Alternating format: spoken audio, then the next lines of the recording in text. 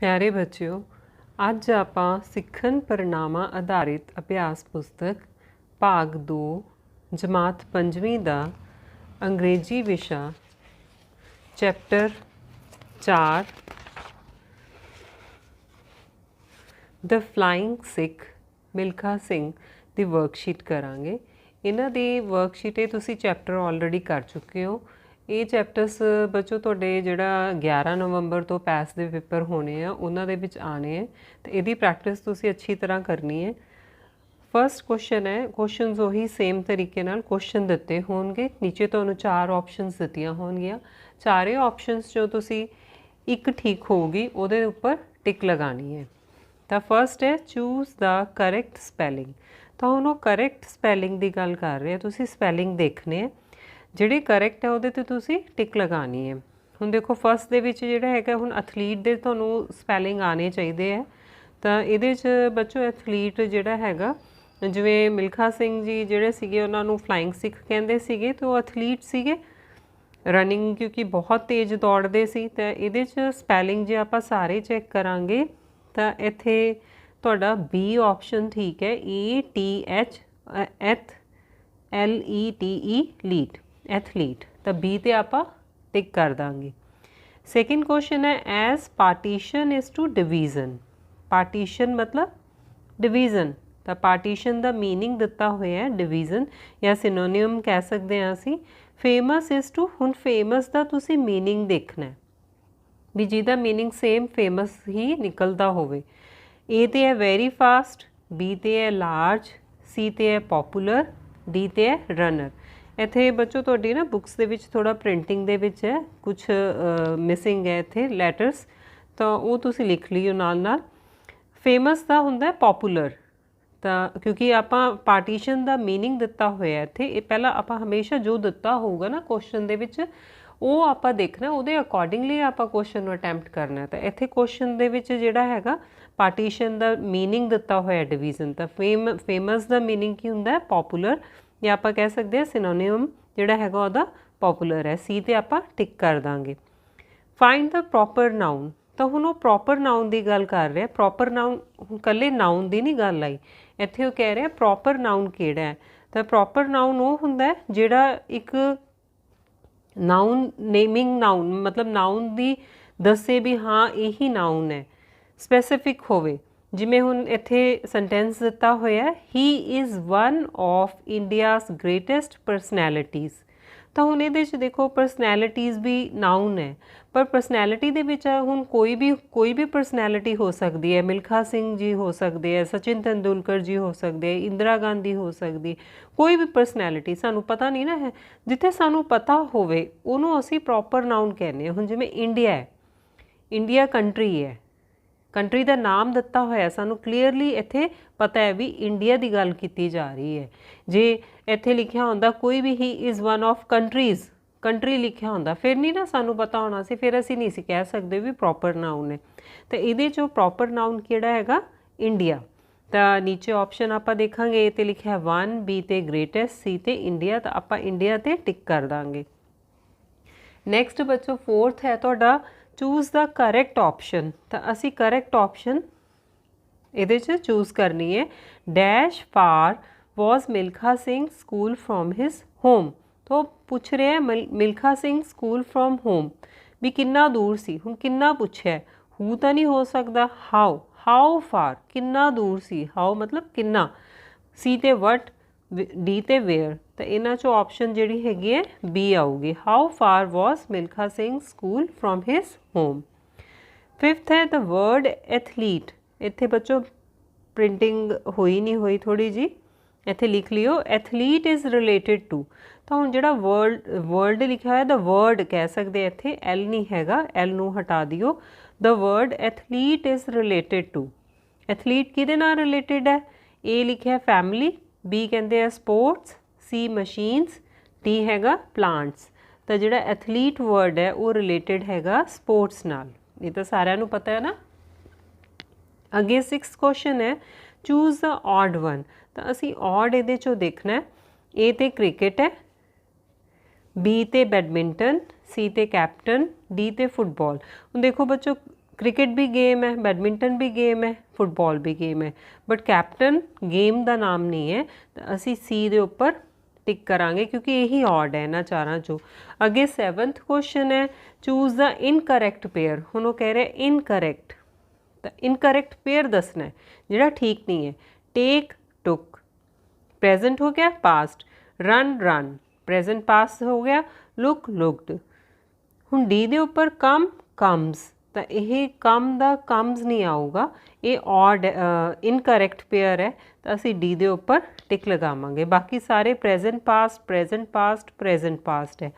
इत्थे प्रेजेंट दे नाल पास्ट कम केम आना सीगा, तो इस करके ये इनकरैक्ट पेयर हो गया, आप डी ते टिक लगाता। 8th क्वेश्चन है, अरेंज द फॉलोइंग वर्ड्स अल्फाबैटिकली। हुण जिहड़े नीचे वर्ड्स दिते हुए है तुसीं इन्हां नूं अल्फाबैटिकली अरेंज करना है, तो ये तो सौखा ही है, ABC जिवें करदे आं आपां। हुण सब दे अगे देखो फर्स्ट लैटर तो C है, सैकेंड लैटर देखो A है, सब तो पहला A ही आंदा है, तो असीं इत्थों देख लेना फर्स्ट जिहड़ा वर्ड किहड़ा आऊगा। B ते C दोनों च A है, इट मीनस A ते D तो ऑप्शन हो नहीं सकदी। हुण असीं B ते D ही चैक करने। कैमरा फर्स्ट ते आ गया, ठीक है। हुण रह गए 3, आह 3 वर्ड्स रह गए, ये तिन्नां चों हुण देखो सैकेंड जिहड़ा लैटर है O है, R है, L है, तो सब तो पहला की आंदा है LMNOPQR, L आंदा है ना, तो क्लोज आऊगा सैकेंड। हुण देखो दोनों च ही क्लोज है, इहदा मतलब हले होर सानूं देखना पैना। सैकेंड वर्ड हो गया। हुण इन्हां दोनों चों थर्ड वर्ड किहड़ा होऊगा, O होऊगा कि R होऊगा? LMNO आंदा है ना पहला R तो इन्हां दोनों चों हुण O A वाला है, इट मीनस अपना यह वाला B जिहड़ी ऑप्शन है ठीक है, ठीक है। पहले कैमरा आ गया, फिर क्लोज आ गया, फिर कॉमन आ गया, फिर क्रिकेट आ गया। 9th क्वेश्चन ते चलते हैं आपां। 9th क्वेश्चन च है बच्चों, चूज द करैक्ट सेंटेंस। हुण वो कह रहे हैं करैक्ट सेंटेंस तुसीं दसना है, तो करैक्ट सेंटेंस ए ते है ही डोनेटेड हिज मैडल्स, ठीक है। ये बी ते कहता है मैडल्स ही डोनेटेड हिज, ये गलत है। सी ते कहता है हिज मैडल्स डोनेटेड ही, ये भी गलत है, पहले प्रोनाउन नहीं आंदा गा, सॉरी हिज नहीं आऊगा। डी ते है ही मैडल्स हिज डोनेटेड, तो ही मैडल्स तो नहीं आऊगा। फर्स्ट जिहड़ा ए ऑप्शन है ये ठीक है, असी ए दे उपर टिक कर देंगे। अगे नैक्सट है 10th है, Milkha Singh and dash family was living in Pakistan. तो हुण Milkha Singh noun and his family, क्योंकि मिल्खा सिंह की फैमिली बारे ही गल की है, तो देखते हैं ऑप्शन च ए ते कहता है दैम, बी ते हिज, सी ते देयर, डी ते हिम, तो हिज जेड़ा ठीक है, हिज आ जाऊगा। अगे बच्चों ये देखो नैक्सट जेड़ा है तुहाडे 11th क्वेश्चन है। 11th क्वेश्चन दे विच दिता होया choose the plural of fly. हुण इहदे च प्लूरल कह रहा, तो असी प्लूरल पता है सानू फ्लाई। हुण देखो इहदा फ्लाई दा वाई जिहड़ा हैगा लास्ट लैटर जिहड़ा है वाई वो कॉन्सोनेंट है जी, और फ्लाई वर्ड जिहड़ा है नाउन है। जे नाउन दा लास्ट लैटर कॉन्सोनेंट होवे तो असी IES लगा दिंदे हैं प्लूरल बनाने लई, तो ए दे विच S लग्या होया ही नहीं है, बी च ES है, सी दे विच IES, डी ठीक है फ्लाइज। तो ये बच्चों ध्यान रखना है। इस तरीके नाल तुसी इहदे च जिवें फ्लाई है या बटरफ्लाई, बटरफ्लाई दे विच भी आपां बटरफ्लाइज लिखते हैं, आही आ जाता है। फैमिली, फैमिली भी वाई नाल खत्म हुंदा, पिछे लास्ट लैटर वाई हुंदा है, इस करके उहदा भी फैमिलीज़ हो जाऊगा, IES लगा दिंदे हैं। जिथे कॉन्सोनेंट लैटर नाल एंड हुंदा है उहनूं जदों असीं प्लूरल बनाने हैं IES लगाने हैं, ये याद रखना है। नैक्सट है 12th क्वेश्चन है तुहाडा, इहदे च ही an old man distributed sweets dash children. हुण ओल्ड मैन ने डिस्ट्रीब्यूट कीतियां स्वीट्स किहदे च, बच्चों दे विच, तो बिटवीन तो नहीं आऊगा, बी ते बिफोर, सी ते अमंग, अमंग चिल्ड्रन, तो इहदे च आपां सी ते टिक लगावांगे, डी ते आफ्टर लिखिया, आफ्टर भी नहीं आना। 13 ते है टिक द करैक्ट सेंटेंस। हुण इहदे च करैक्ट सेंटेंस ते तुसीं टिक मार्क करनी है। ये तो कहता he remarked comma Milkha you did not run. Remark किनू कीता? Milkha you did not run. तो ये मेन जिहड़ा हैगा पंक्चुएशन दे रिगार्डिंग यू हुण वो कह रहे he remarked Milkha you did not run. अगे ही कॉमा लगाता remarked Milkha you did not run. He remarked Milkha you did not run. अगे he remarked Milkha you did not run. तो उन्हें रिमार्क मतलब ये तुसी मेन पंक्चुएशन देखनी है भी कित्थे पंक्चुएशन जिहड़ा हैगा हुण वो ही रिमार्क फर्स्ट दे विच देखो he remark Milkha you did not run. इत्थे तां क्वेश्चन पूछ रहे एक तरीके नाल इंटैरोगेटिव सेंटेंस हो गया। तो इंटैरोगेटिव तां रिमार्क करता जो रिमार्क ही करता उन्हें मिल्खा नूं तो उन्होंने कह रहे यू डिड नॉट रन तुसी दौड़े नहीं सी। इहदे च इस तरीके नाल नहीं आना गा। इहदे च आऊगा ही रिमार्कड उन्हें रिमार्क किया Milkha you did not run. तो ये फुल स्टॉप हो गया। तो इन्वर्टेड कॉमा क्लोज हो रही है। ही तो बाद रिमार्कड ये नहीं आना ही रिमार्कड मिल्खा। तो ये बच्चों जिहड़ा फस्ट सेंटेंस है यही ये ठीक लगता है क्योंकि बाकियां दे विच इत्थे कॉमा सही नहीं लगाया होया। तो हाँ वो पूछ ही रहा ही रिमार्कड उन्हें मिल्खा नूं remark you did not run. Question उन्होंने इंटैरोगेटिव दे विच जिहड़ा हो गया नाले जिहड़ा कॉमाज है इन्वर्टेड कॉमाज है स्टार्ट इत्थे है और क्लोज है। तो ये उपर आपां टिक लगा देंगे। 14th है Milkha Singh became famous as the Milkha Singh हुण सारिਆਂ ਨੂੰ पता है चैप्टर च ही आया सीगा है ना स्टार्टिंग दे विच सीगा किवें फेमस सीगे ओह इत्थे लिखिया होया सीगा द फ्लाइंग सिख। तो असी इहदे च नीचे तुहानूं ऑप्शन भी दिती हुई है फ्लाइंग सिख ए ते है रनिंग सिख बी ते आर्मी सिख सी ते नैशनल सिख डी ते फ्लाइंग सिख। असी डी दे उपर टिक लगा देंगे। अगे चूज़ द एथलैटिक ईवेंट। तो एथलैटिक ईवेंट जिहड़ा हैगा सानू तुहानूं पता होना चाहिए भी एथलैटिक जिमें हुंदियां गेम्स हुंदियां ना एथलैटिक जिमें एथलैटिक गेम्स है फर्स्ट 2 डेज़ उस तो बाद गेम्स दूसरियां हुंदियां ने जिमें हुण इत्थे की है ये बास्केटबॉल है बास्केटबॉल नहीं आना इत्थे बैडमिंटन है ये वाली जंपिंग है ये एथलैटिक ईवेंट है। डी दे उपर जिहड़ा हैगा वो टेनिस भी नहीं टेबल टेनिस सॉरी टेनिस खेल रहे ये भी नहीं है। तो सी जिहड़ी है जंपिंग ये एथलैटिक ईवेंट च आ जाता आपां सी दे उपर टिक लगा देंगे। अगे 16th क्वेश्चन है चूज़ द इनकरैक्ट सेंटेंस। हुण इनकरैक्ट की गल कर रहे हैं ही लाइक्स टू प्ले। हुण ही दे नाल तुहाडी बुक दे विच भी इहदे च दिता होया है भी ही शी आई दे नाल असी जिहड़ा हैगा आई नहीं सॉरी बच्चों ही शी किसी भी दा नाम आ जाए तो असी फर्स्ट फॉर्म दे नाल या उहदे च एस लगाने हैं। तो हुण देखो ही लाइक्स टू प्ले ये तो करैक्ट स्टेटमेंट है। बी ते कहंदा शी लाइक्स टू प्ले ये भी ठीक है। सी दे उपर इत्थे प्रिंटिंग जिहड़ा हैगा हुई नहीं हुई तो रोहन लिख लो नाम ही है रोहन लाइक्स टू प्ले ये भी ठीक है।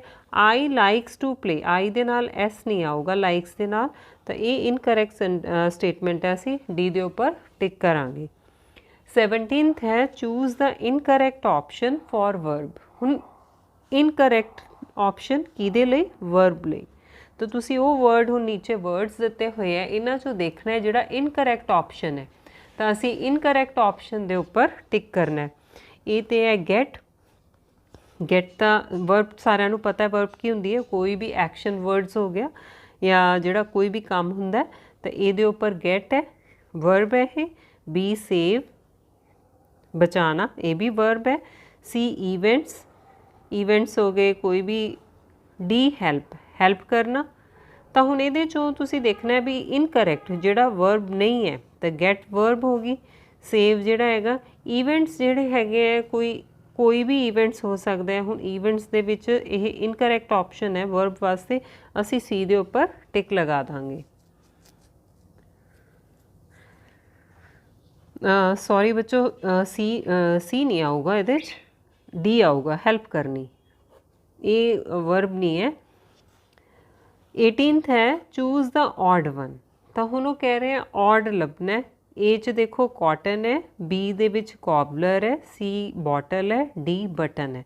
हुण तो तुसीं इहदे च देख सकते हो, देखो कॉ बॉ ये सेम आवाज़ आ रही है, ऑ दी आवाज़ आ रही है, इत्थे अ दी साउंड आ रही है। तो डी ऑप्शन दे उपर ये चारां चों डिफरेंट है, असीं डी ते टिक कर दांगे। अगे 19th क्वेश्चन है choose the word showing past tense. तो हुण ये जिहड़ा वर्ड पास्ट टेंस नूं शो करदा होवे असीं उहनूं टिक करना है। ए पार्टीशन, तो ये तो प्रेजेंट नूं शो कर रहे क्योंकि ये पार्टीशन दे विच कुछ पास्ट दा आपां कह नहीं सकते। बी मैमोरीज, सी बिकेम, तो बिकेम पास्ट है। डी रनिंग, बिकेम तो पता चल रहा है भी पास्ट टेंस शो हो रहा है क्योंकि बिकम जिहड़ा फर्स्ट फॉर्म हुंदी है, बिकेम सेकेंड मतलब पास्ट टेंस वास्ते यूज़ करते हैं। 20th है चूज़ द इनकरैक्ट स्टेटमेंट। हुण असीं इनकरैक्ट स्टेटमेंट चूज़ करनी है। ए ते है आई कुक टेस्टी फूड, इनकरैक्ट दसना है, ठीक है। तो बी ते है ही कुक टेस्टी फूड, तो ही दे नाल असीं उपर भी पढ़िया सीगा जिहड़ी हैगी है वर्ब दे नाल एस आंदा, ही कुक्स आना सीगा, तो इनकरैक्ट है। नैक्सट आपां देखते हैं अगे भी। सी ते लिखा है वी कुक टेस्टी फूड, ये ठीक है। डी ते लिखा है यू कुक टेस्टी फूड, ये भी ठीक है। इहदा मतलब वही बी ही इनकरैक्ट स्टेटमेंट है, असीं बी दे उपर टिक कर दांगे। तो ये बच्चों सी तुहाडा 4th chapter, chapter 4 the flying Milkha Singh. तो जिहड़ा 5th चैप्टर है असीं ये भी वीडियो तुहाडी अपलोड हो जानी है। 4th ये करता है, बाकी तुसीं